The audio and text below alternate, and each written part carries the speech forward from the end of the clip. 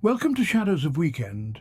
In this audiobook we explore The Red Room by H.G. Wells, a classic ghost story that chills the blood with atmosphere and the primal fear of the unseen. Dare to enter a room steeped in legend, a place whispered to be haunted, where the very air crackles with unseen presence. Join us as we step into the Red Room and confront the darkness, where skepticism clashes with chilling reality, and fear takes on a life of its own. Before we begin, a quick announcement. If you enjoy our work and want to support our work, consider joining our channel membership. As a member, you'll gain access to exclusive content, early releases, and much more. Click the Join button and become part of the Shadows of Weekend community.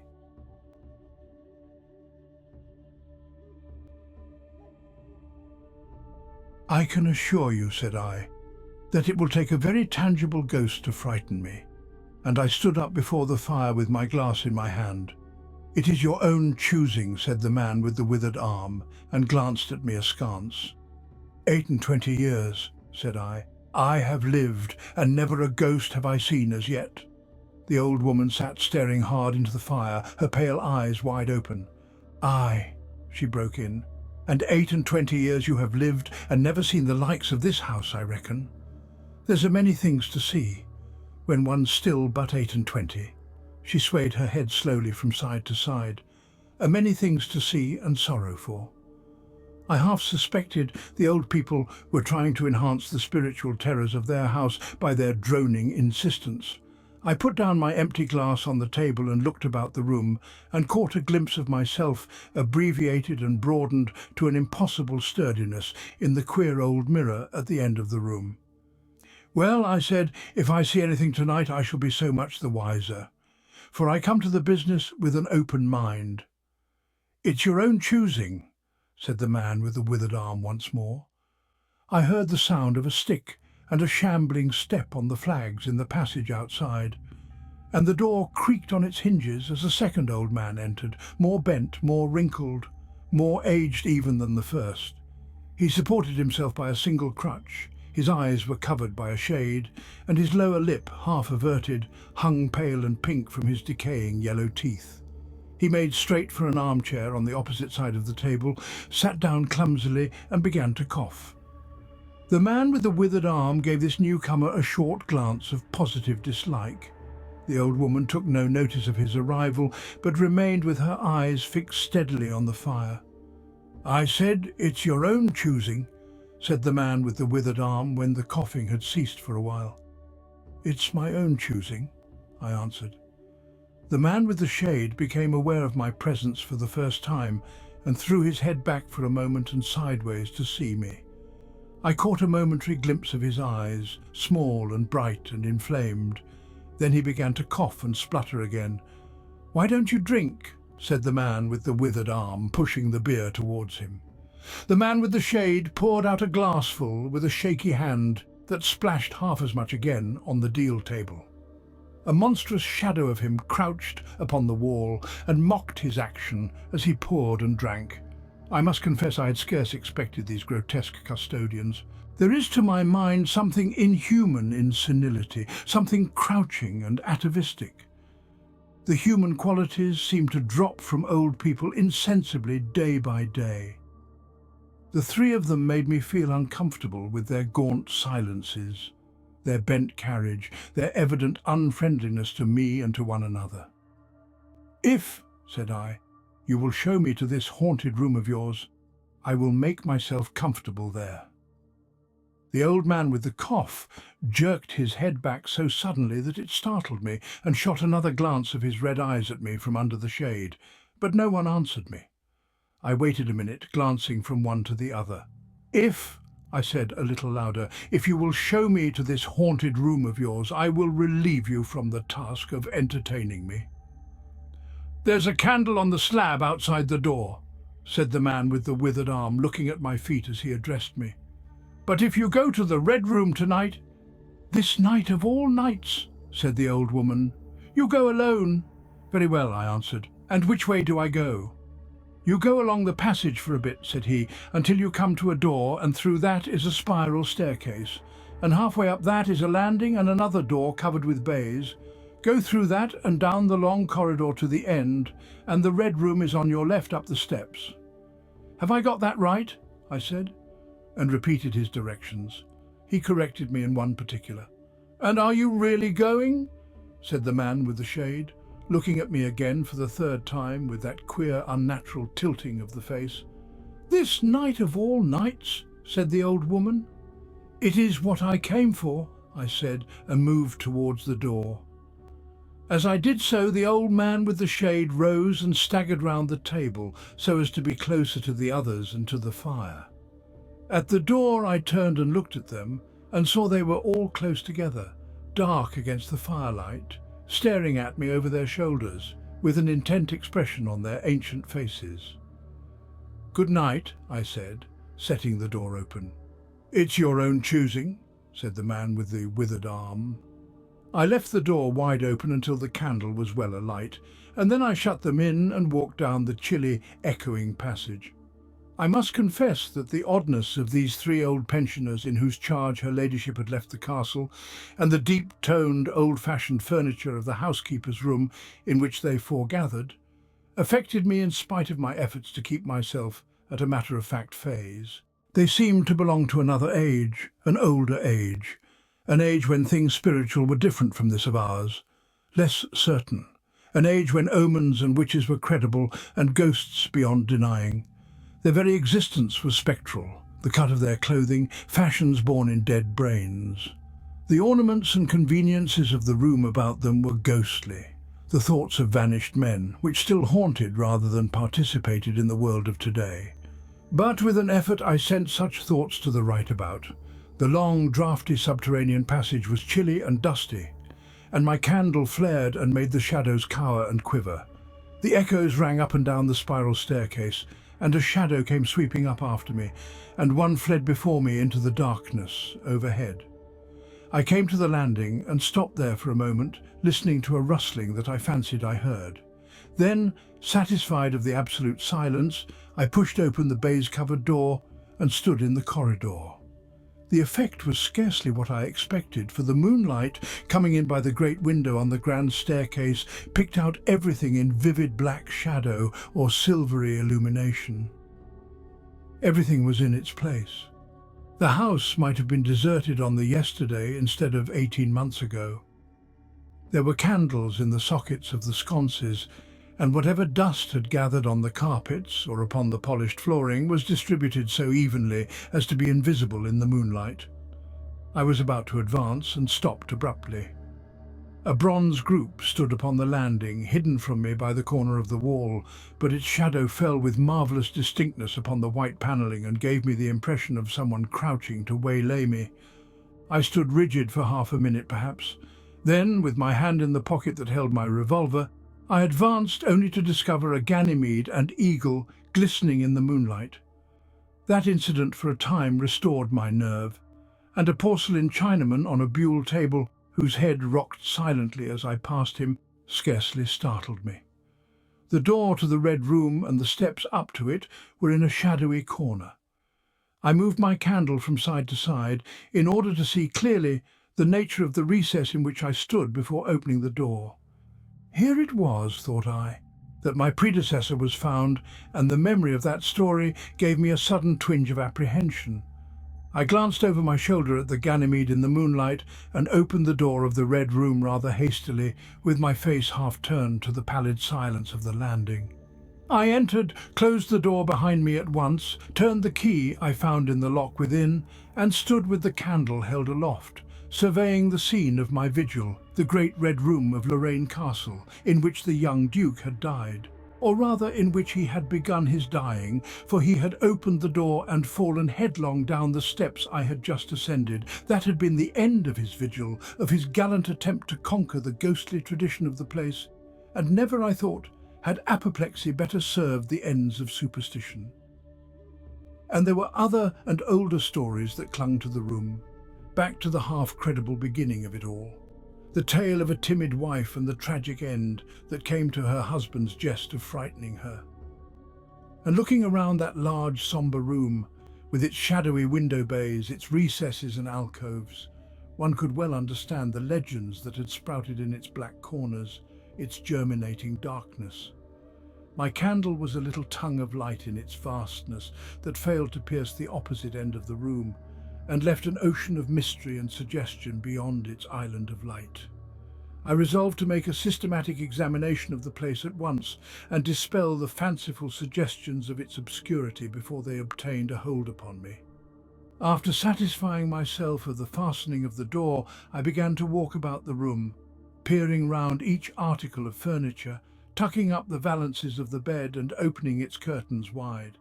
I pulled up the blinds and examined the fastenings of the several windows before closing the shutters, leant forward and looked up the blackness of the wide chimney, and tapped the dark oak panelling for any secret opening. There were 2 big mirrors in the room, each with a pair of sconces bearing candles, and on the mantel-shelf too were more candles in china candlesticks. All these I lit one after the other. The fire was laid, an unexpected consideration from the old housekeeper, and I lit it to keep down any disposition to shiver. And when it was burning well, I stood round with my back to it and regarded the room again. I had pulled up a chintz-covered armchair and a table to form a kind of barricade before me, and on this lay my revolver ready to hand. My precise examination had done me good, but I still found the remoter darkness of the place and its perfect stillness too stimulating for the imagination. The echoing of the stir and crackling of the fire was no sort of comfort to me. The shadow in the alcove at the end in particular had that undefinable quality of a presence, that odd suggestion of a lurking, living thing that comes so easily in silence and solitude. At last, to reassure myself, I walked with a candle into it and satisfied myself that there was nothing tangible there. I stood that candle upon the floor of the alcove and left it in that position. By this time I was in a state of considerable nervous tension, although to my reason there was no adequate cause for the condition. My mind, however, was perfectly clear. I postulated quite unreservedly that nothing supernatural could happen, and to pass the time I began to string some rhymes together, Ingoldsby fashion, of the original legend of the place. A few I spoke aloud, but the echoes were not pleasant. For the same reason I also abandoned, after a time, a conversation with myself upon the impossibility of ghosts and haunting. My mind reverted to the 3 old and distorted people downstairs, and I tried to keep it upon that topic. The sombre reds and blacks of the room troubled me. Even with 7 candles, the place was merely dim. The one in the alcove flared in a draught, and the fire flickering kept the shadows and penumbra perpetually shifting and stirring. Casting about for a remedy, I recalled the candles I had seen in the passage, and with a slight effort walked out into the moonlight, carrying a candle and leaving the door open, and presently returned with as many as 10. These I put in various knickknacks of china, with which the room was sparsely adorned, lit and placed where the shadows had lain deepest, some on the floor, some in the window recesses, until at last my 17 candles were so arranged that not an inch of the room but had the direct light of at least one of them. It occurred to me that when the ghost came I could warn him not to trip over them. The room was now quite brightly illuminated. There was something very cheery and reassuring in these little streaming flames, and snuffing them gave me an occupation and afforded a helpful sense of the passage of time. Even with that, however, the brooding expectation of the vigil weighed heavily upon me. It was after midnight that the candle in the alcove suddenly went out, and the black shadow sprang back to its place there. I did not see the candle go out. I simply turned and saw that the darkness was there, as one might start and see the unexpected presence of a stranger. "By Jove," said I aloud, "that draft's a strong one." And taking the matches from the table, I walked across the room in a leisurely manner to relight the corner again. My first match would not strike, and as I succeeded with the second, something seemed to blink on the wall before me.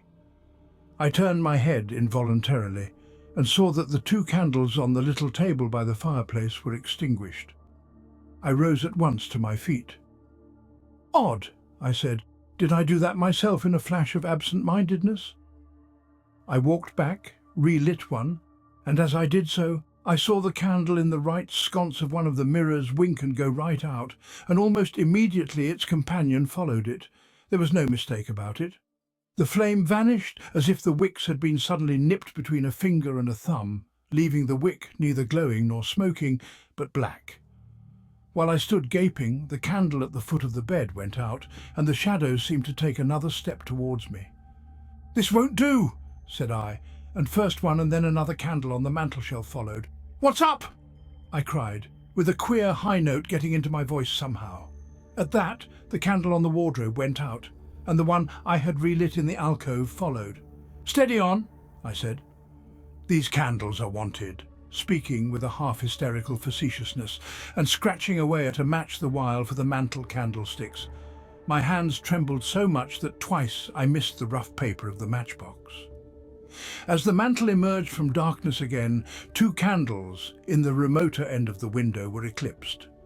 But with the same match, I also relit the larger mirror candles, and those on the floor near the doorway, so that for the moment I seemed to gain on the extinctions. But then, in a volley, there vanished 4 lights at once in different corners of the room, and I struck another match in quivering haste, and stood hesitating whether to take it. As I stood undecided, an invisible hand seemed to sweep out the 2 candles on the table. With a cry of terror, I dashed at the alcove, then into the corner, and then into the window, relighting 3, as 2 more vanished by the fireplace. Then, perceiving a better way, I dropped the matches on the iron-bound deed box in the corner and caught up the bedroom candlestick. With this I avoided the delay of striking matches, but for all that the steady process of extinction went on, and the shadows I feared and fought against returned, and crept in upon me, first a step gained on this side of me, and then on that. It was like a ragged storm cloud sweeping out the stars. Now and then one returned for a minute, and was lost again. I was now almost frantic with the horror of the coming darkness, and my self-possession deserted me. I leapt panting and dishevelled from candle to candle, in a vain struggle against that remorseless advance. I bruised myself on the thigh against the table.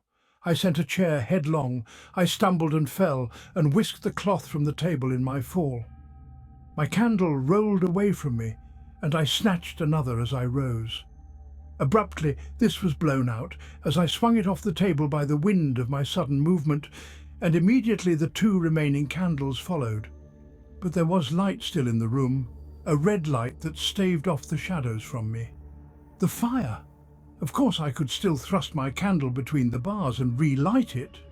I turned to where the flames were still dancing between the glowing coals and splashing red reflections upon the furniture, made 2 steps towards the grate, and incontinently the flames dwindled and vanished.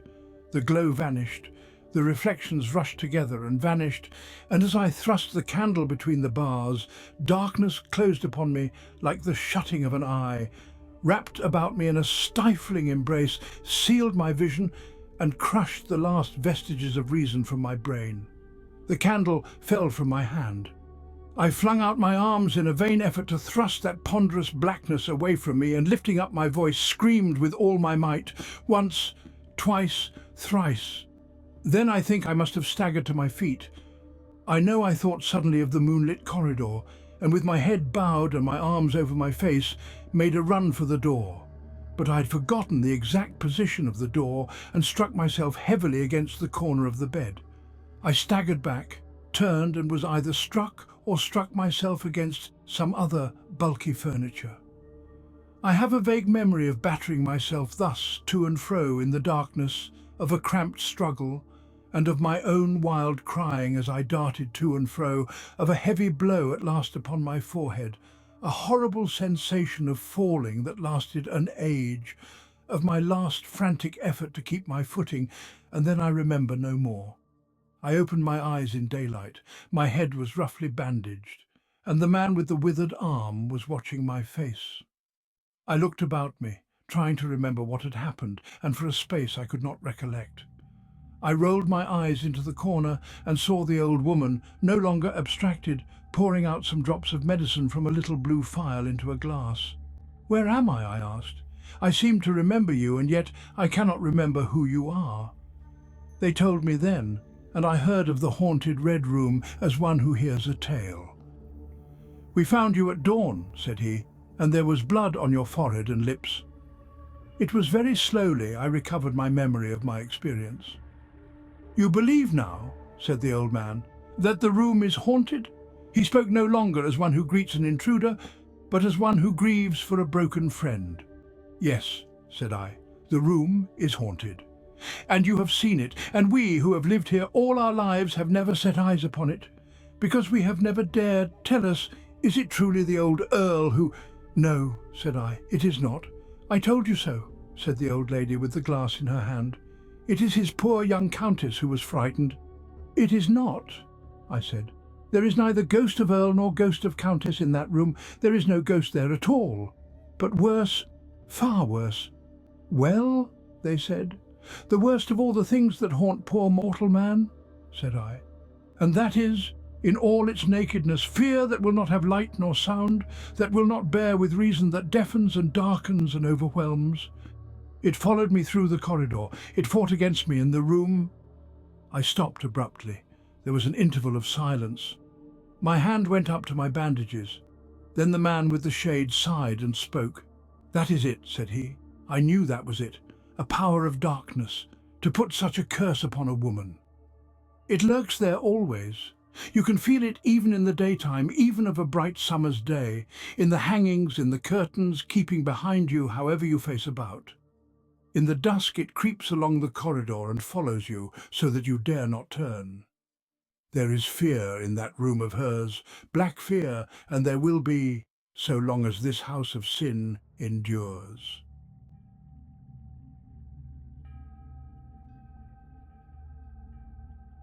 Thank you for listening to The Red Room by H.G. Wells, a classic ghost story that chills the blood not with spectres but with atmosphere and the primal fear of the unseen darkness itself.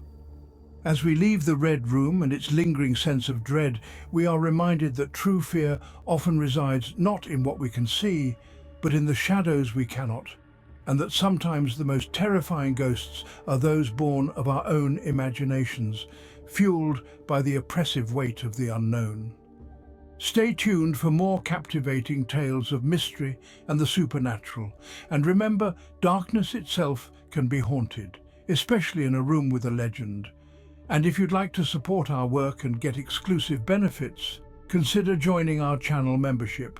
Members get early access to new audiobooks, exclusive content and more. Click the join button and become part of the Shadows of Weekend Horror community. Thank you again for listening.